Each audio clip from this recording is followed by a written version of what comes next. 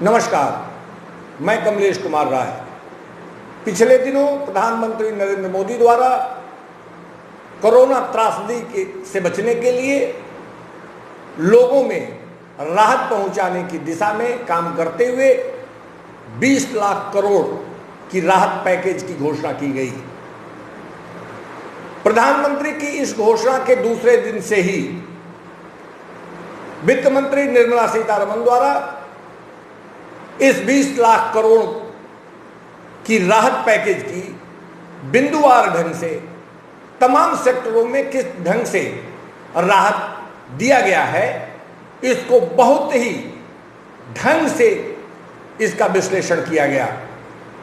हालांकि सभी जानते हैं कि भाजपा सरकार इस मामले में उसे पूरी दक्षता है कि वह अपने किसी भी निर्णय, अपने किसी भी नीति, किसी भी ढंग की स्थितियों को बड़े ही तरीके के साथ लोगों के सामने पेश करती है।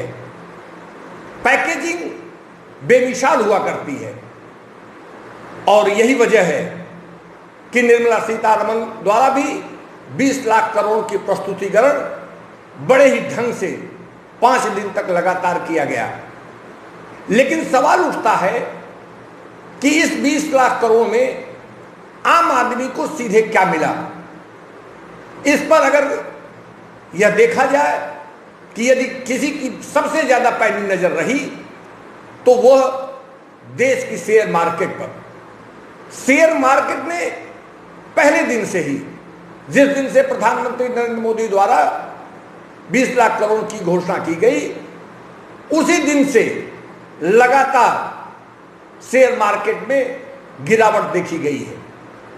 हालांकि शेयर मार्केट पहले यह उम्मीद करता था कि अगर सरकार के द्वारा अगर किसी भी तरीके की राहत पैकेज की घोषणा की जाएगी, राहत दिया जाएगा, तो उससे कंपनियों को फायदा होगा। और यह सोचकर, यह समझने के बाद घोषणा के पहले तो मार्केट में उछाल देखा गया। लेकिन प्रधानमंत्री की घोषणा के बाद से ही निर्मला सीतारमण द्वारा उसका बिंदुवार ढंग से जब जब विश्लेषण किया गया, लगातार शेयर मार्केट में गिरावट देखा गया। एक आध दिन को अगर अलग कर दिया जाए, जिसमें शॉर्ट कवरिंग के द्वारा कुछ मार्केट 100-200 पॉइंट जरूर ऊपर रहा, लेकिन इसके अतिरिक्त लगभग रोजाना मार्केट में बड़ी गिरावट देखी गई। आज के दिन भी मार्केट में सेंसेक्स जहां 1000 से ज्यादा गिरी, वही 1260 से ज्यादा बैंक निफ्टी में गिरावट देखा गया। जबकि ग्लोबल मार्केट अपने निचले स्थिति से ऊपर लगातार ट्रेड करता रहा। बावजूद इसके भारत में यह गिरावट सबकी समझ से परे था। सवाल यह उठता है कि आखिर में वह कौन सी स्थिति है, बैंक इसे क्यों नकारात्मक रूप से इस घोषणा को ले रहा है। क्योंकि बैंकों के पास अब देने के लिए, लोगों को कर्ज देने के लिए पैसा नहीं बचा है। 3000 करोड़ की पहले ही शुरुआत में मझले, छोटे और कुटीर उद्योगों के लिए 3 लाख करोड़ रुपए की कर्ज देने की घोषणा की गई, जो बैंकों के माध्यम से जिसे दिया जाना है। सवाल उठता है कि 3 लाख करोड़ रुपया, हालांकि यह 4 वर्षों के लिए दिया गया कर्ज है, जिसमें यह सरकार द्वारा कहा गया कि 40 लाख से ज्यादा मझले, छोटे और कुटीर उद्योगों को फायदा होगा। 1 साल तक उन्हें रीपेमेंट नहीं करना होगा। लेकिन यह भी एक सवाल बनता है कि आगे आने वाले 6 से 12 महीने तक लॉकडाउन या तो लॉकडाउन का प्रभाव देखने को हमें मिलेगा। ऐसी स्थिति में 1 साल तक यह जो राहत दिया गया, यह क्या नाकाफी है। सवाल दूसरा यह भी है कि कर्ज के रूप में, चाहे वह मझले छोटे कंपनियों की बात हो, चाहे किसानों की बात हो, चाहे ठेला लगाने वाले जो पटरी व्यवसायी हैं उनको 10-10 हजार रुपए देने की बात हो, सारे पैसे कर्ज के रूप में दिए गए हैं, जबकि आम आदमी के हाथ में आम आदमी के पॉकेट में परचेजिंग कैपेसिटी नाम की कोई चीज नहीं है।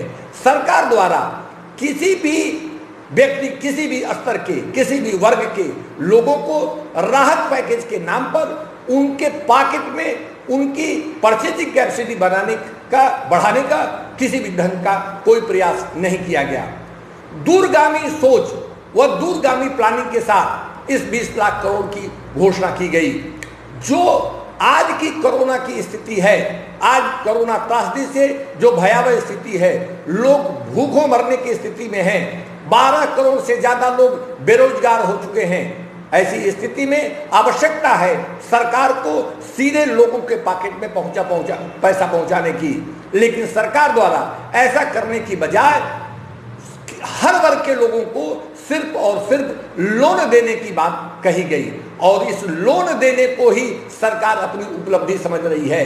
लेकिन शेयर मार्केट से लेकर आम आदमी इसे सही नहीं मानता और यही वजह है कि जहां एक तरफ मार्केट तेजी से मार्केट में गिरावट हो रही है, वहीं आम आदमी इस सरकार की इस घोषणा से उसको तकलीफ पहुंची है।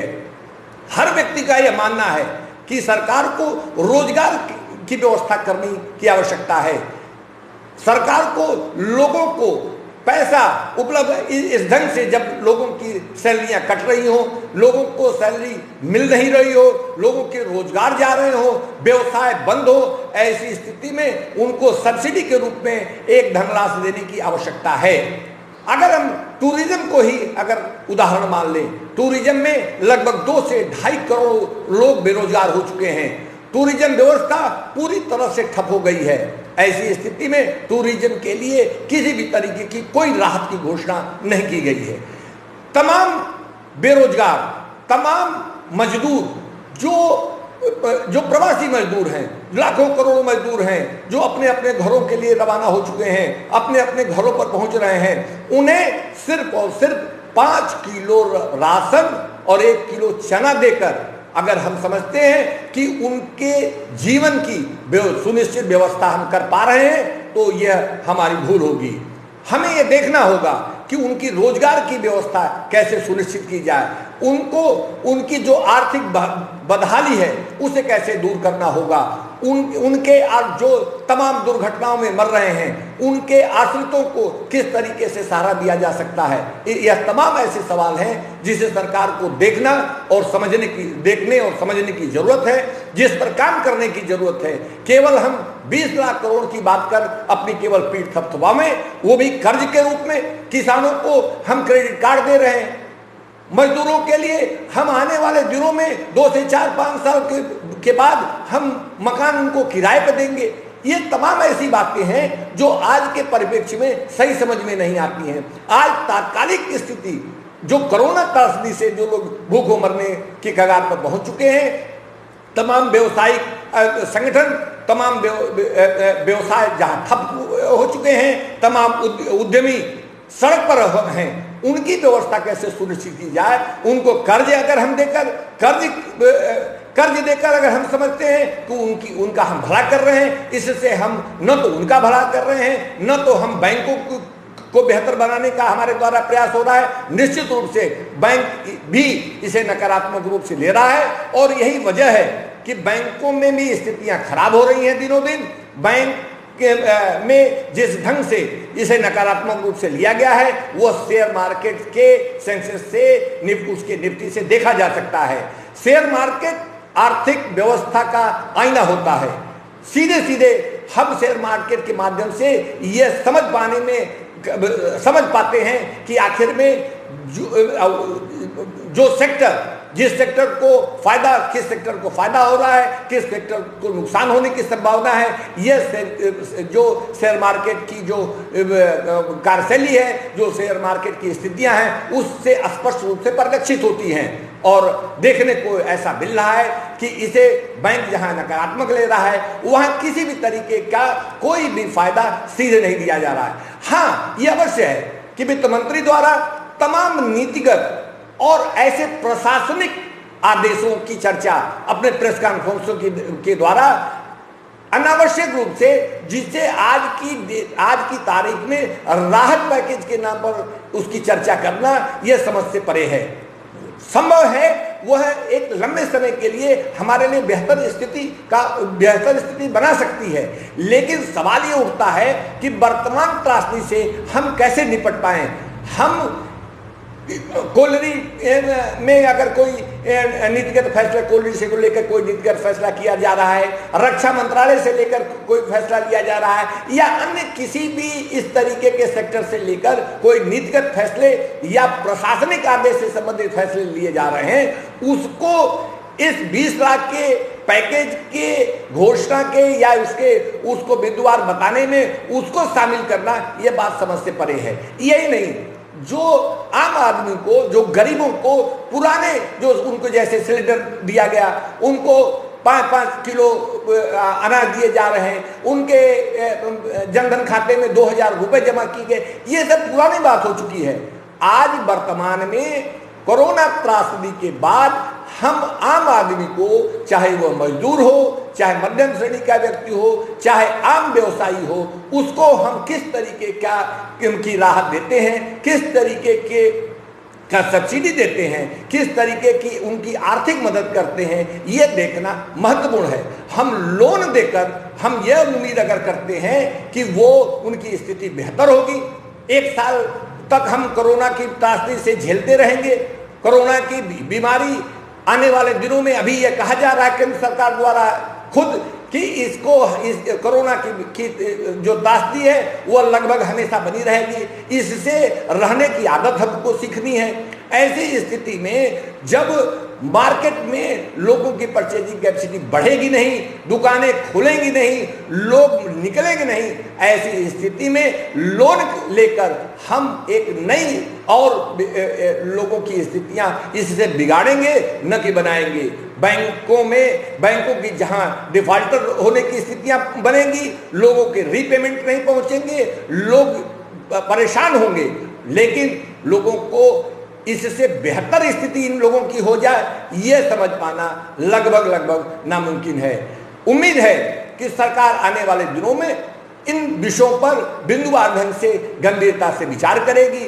20 लाख करोड़ की पैकेज को वह काफी समझकर अगर चुपचाप बैठ जाए तो लोगों की आने वाले दिनों में स्थिति बद से बदतर हो जाएगी। इसको समझने की जरूरत है। उपभोक्ता मंच के लिए आज बस इतना ही।